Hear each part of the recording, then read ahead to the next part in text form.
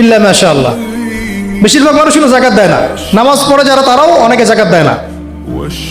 কিন্তু ইসলামের অন্যান্য যে বিধানগুলো আছে এই বিধানগুলোর কয়টা সমাজে বাস্তবায়িত হয়েছে? একটাও কি হয়েছে? আসলে একটাও হয়নি। এখন যদি আপনি আমাকে বলেন যে ভাই আপনাকে আমি উপদেষ্টা বানাই দিলাম, এখন তো উপদেষ্টা ফেসবুকে হয় আর কি। তো এখন যাই হোক, যোগ্যতা থাক না থাক, এমপি টেমপি হয় মানুষ, ওইদিকে আসবো, আমি ফিনিশিংটা ওইদিকেই দিব ইনশাল্লাহ।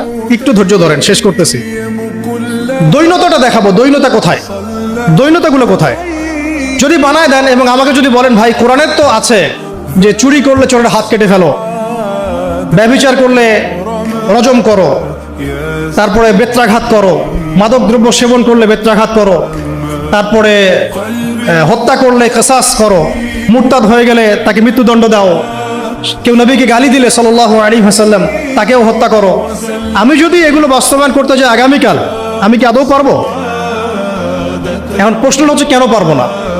উত্তর, এক বাক্যে উত্তর হচ্ছে, আমাদের সমাজের মানুষ বিগত সময়গুলোতে নামাজ, রোজা, হজ, জাকাত এই শব্দগুলো যতটা শুনেছে, শরিয়া, দাওয়াত, জিহাদ, ইকামতে দিন, কিসাস, হুদুদ এই শব্দগুলো শোনে নাই। বুঝতে পারতেছে না?